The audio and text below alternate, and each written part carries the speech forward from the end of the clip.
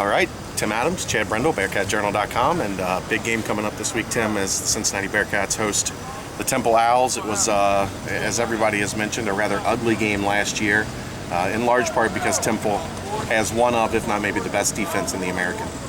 You know, it was a weird game for the Bearcats because you would expect them to have maybe struggle earlier, which they did against Miami of Ohio and Memphis.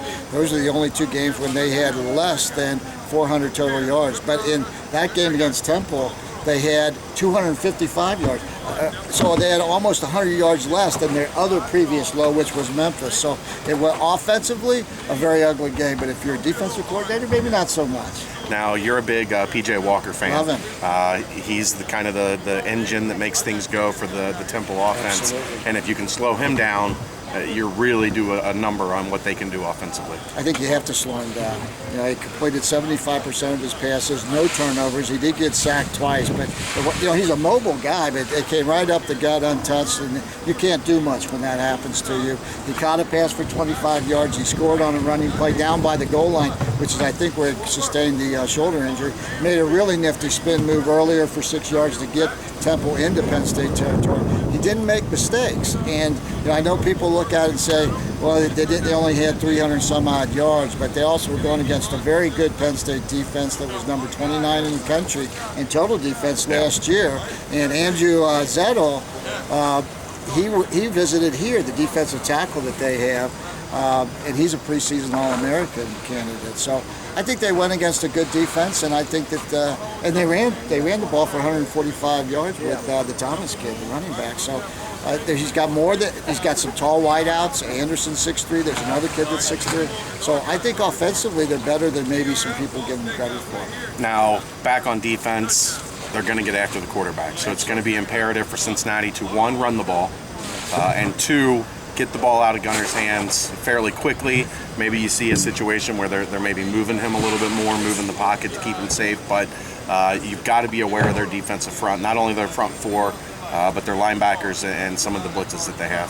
Every person that made more than one tackle on that Temple defense against Cincinnati last year, they're all back, every one of them. And they had 7 guys get sacks last week against Penn State. 10 sacks. 10 sacks. 7 guys made 10 sacks. Now, keep in mind that when I watched that, 7 of the 10 sacks came when more than 4 were rushing the passer. Yeah, they bring a lot. Yeah, and I've seen them with 6 and 7 coming after the passer, and we saw them with only 2 coming after the passer and actually got a sack on that. So they're moving around a lot. When people look at Cincinnati's defensive ends, our fans do, and say, well, they're 6'3", 250 pounds.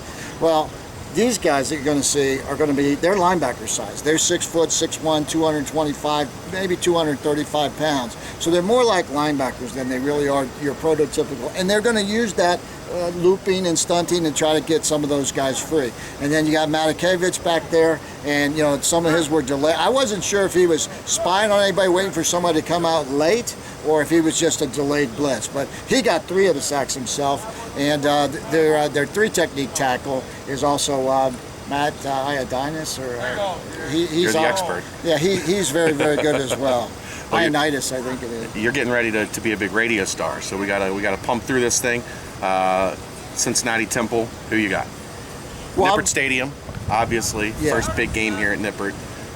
Opening night notwithstanding. I'm going to take Cincinnati, but I think Cincinnati, we talked about the running game, I think they've got to be able to run the ball against these guys. I think they've got the people to be able to do it. And you don't want to sit back there and have to throw the ball 40 times, I don't think, because they're going to come after you. But the advantage I think you're also going to have when they're bringing people, that means their defensive backs are going to be man-to-man. And I kind of like, even though they've got some good ones like Tavon Young, I think I like Cincinnati's guys, so I'm taking Cincinnati for sure, yeah. I think I'm going to take Cincinnati, too. I think it's going to be a low-scoring slugfest. One thing that won't be a factor, that was a factor last year, was the cold. If I remember correctly, that was a bitter cold day up in Philadelphia last year.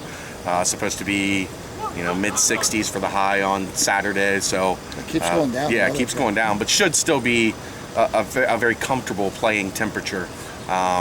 You set that running game up early, and that gives Gunner some time, maybe in play action, to set up some of the deep stuff that they want to do. But I'll take Cincinnati. I'm going to go 24-14. Does that sound right to you? You're all right. Chris Burton. They're You're good. the run stuffers right there. Right there. All right, that's going to wrap it up. He's Tim Adams. I'm Chad Brendel, BearcatJournal.com.